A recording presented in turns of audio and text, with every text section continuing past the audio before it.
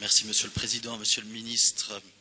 Donc l'Observatoire des prix a remis son rapport annuel sur l'analyse des prix. On peut en tirer 4 enseignements en bref en ce qui concerne les produits alimentaires transformés. 1. Quand les prix des matières premières augmentent, les prix des produits transformés augmentent très très rapidement pour suivre cette tendance. Par contre, quand les prix des matières premières diminuent, on voit que les prix descendent beaucoup plus lentement au niveau des produits alimentaires transformés.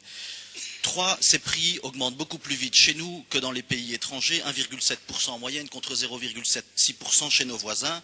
Et enfin 4, conclusion qui est tirée par l'Observatoire des prix, l'industrie alimentaire et ou le secteur de la distribution dispose d'un certain pouvoir de marché. Donc observer, c'est bien. On peut même dire qu'il y a beaucoup d'observatoires qui ont été créés pour observer l'évolution des prix dans toute une série de secteurs, notamment celui de l'énergie par exemple. Il est clair que l'observatoire doit encore recevoir des moyens complémentaires pour étudier notamment la question de l'évolution des marges bénéficiaires aux différentes étapes du processus d'industrialisation et de commercialisation. Observer, c'est bien, mais décider, c'est aussi utile. Et décider en la matière, ça veut peut-être vouloir dire à certains moments contrôler les prix dans certaines situations, contrôler les prix et leur évolution. Et donc j'aurais voulu savoir quelles étaient vos intentions par rapport à cela.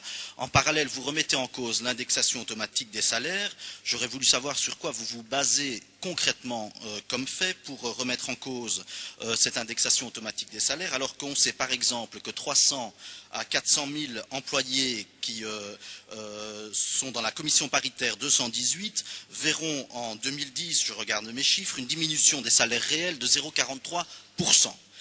On est donc dans une situation où vous remettez quelque chose en cause qui visiblement n'a quand même pas tellement d'influence que ça sur l'évolution des prix alimentaires. Bref, ma question est comment le gouvernement, comment vous-même allez réagir par rapport à cette analyse en termes de contrôle des prix, en termes de sauvegarde et de promotion du pouvoir d'achat de nos citoyens. Je vous remercie, Monsieur le Ministre.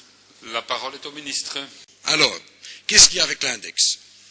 C'est très simple. Écoutez, l'index, je lis le rapport de l'Observatoire des prix. L'hypothèse était en effet que la différence d'inflation sous-jacente enregistrée au deuxième semestre 2008 et début 2009 avait pour origine des effets secondaires intervenus de manière plus précoce à cause de l'indexation automatique des salaires en Belgique. Fin de citation. Ce n'est pas moi qui le dis, c'est l'Observatoire des prix qui le dit. Alors, est-ce que la conclusion est qu'il faut maintenant abolir l'indexation automatique? Non. Je dis non. Mais, chers collègues, la loi de 96, qui a été créée par un prédécesseur très connu, il est le président de votre parti, M. Di Rupo, a dit deux choses. Il y a l'indexation automatique des salaires, mais en même temps, il faut que l'écart salarial historique qui existe entre la Belgique et les trois autres pays, et qui est de au moins 3,5%, doit finir aussi, hein. Et c'est ça que j'ai dit. Il faut que les partenaires sociaux, pour l'accord interprofessionnel qui va se conclure à la fin de cette année-ci, regardent les deux. L'indexation automatique, je ne conteste pas, à condition qu'on fait quelque chose aussi contre cet écart salarial historique. Et c'est ce que j'ai dit. Et toutes les interprétations que les journalistes, notamment côté francophone, il faut lire un peu les journaux flamands, sont très intéressants. Là, c'est pour eux. J'ai jamais dit que je mettrais en cause l'indexation. J'ai dit qu'il faut respecter la loi de 96, la loi Di Rupo. Merci. Monsieur le ministre, même si vous nuancez les propos qui ont été repris dans la presse et que vous semblez faire un peu marche arrière, je regrette que vous ayez pointé hier essentiellement sur cet aspect-là du rapport de l'Observatoire, sans mettre en évidence le rôle effectivement des acteurs industriels et des acteurs de la distribution qui ont aussi une responsabilité, dans l'évolution des prix.